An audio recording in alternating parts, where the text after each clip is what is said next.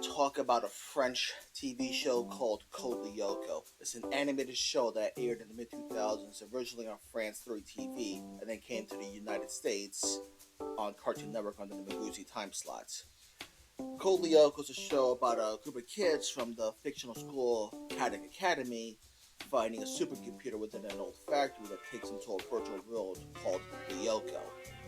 The concept is similar to the Matrix, where these kids can go into this world and then come out, depending on certain factors, and they had to fight to save the world from evil AI.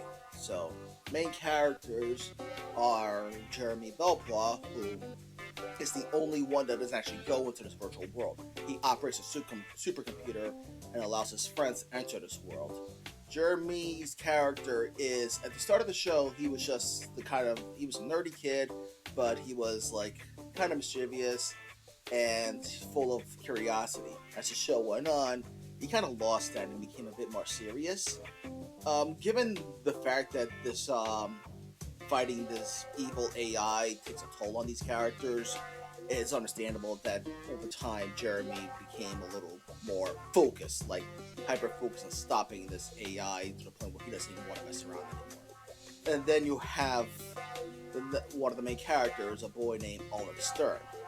So here's the thing: unlike Jeremy Belpois, who lives in France, Ulrich Stern is believed to be from Germany, and he comes to school.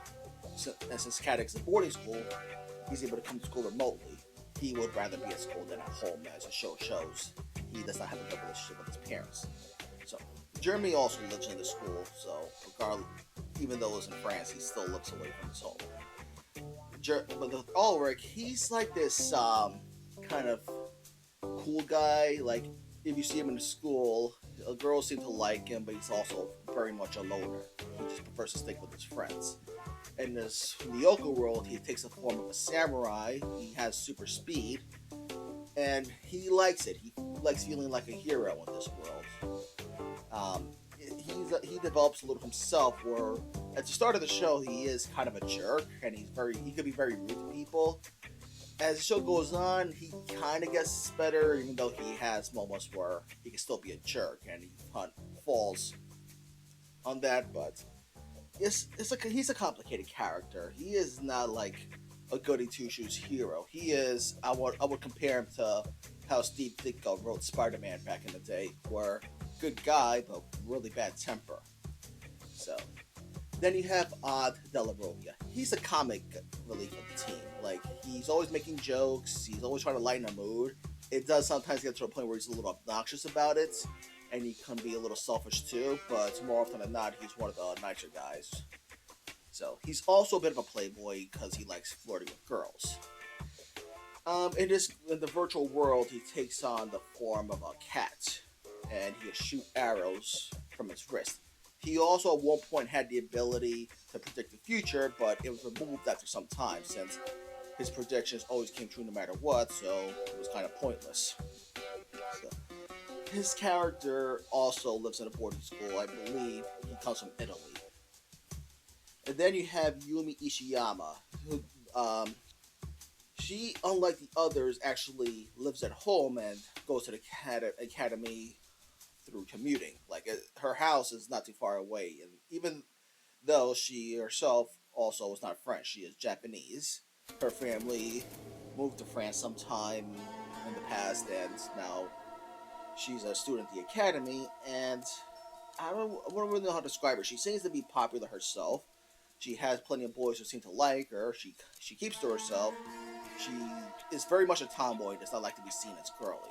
So in this virtual world, she's a geisha, fitting her Japanese heritage, and she fights with fans, akin to, like, say, Kitana from Mortal Kombat. She also has telekinesis, which comes in handy sometimes. And also, in addition, she and the character Ulrich have, like, this really weird love story. Like, it's a big will they, won't they type thing. Like, will they get together? Will they just stay friends? I will admit it kind of dragged on. But I'm used to this type of thing from a lot of different media. Like, You see Sonic's Archie comics, a lot of will they won't they. Mario goes through will they won't they. I had to get the Sonic and Mario reference in, didn't I?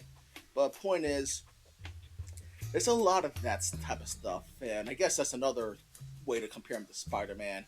Spider-Man had plenty of love drama in his life, so I guess that carried to Ulrich Stern. And it's just, yeah, it just got a little boring after a while.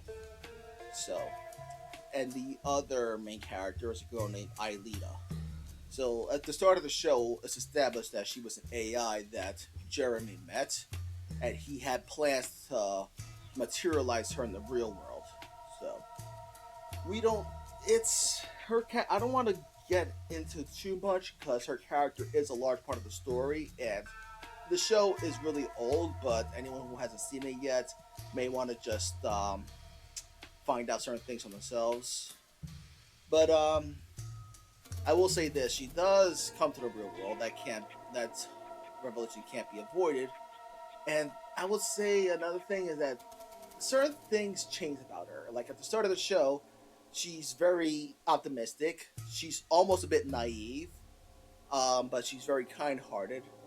But after some time, the more she's in the human world, I feel like she does change a little. She kind of adapts to society and also becomes a tiny bit jaded by certain things. But I feel like she does try to maintain her optimistic nature.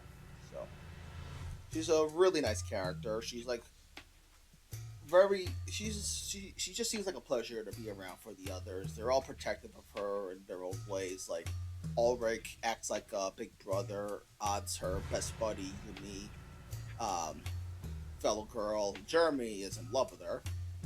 So, but that's how I would describe this. And they all have to work together to fight the evil AI Xana.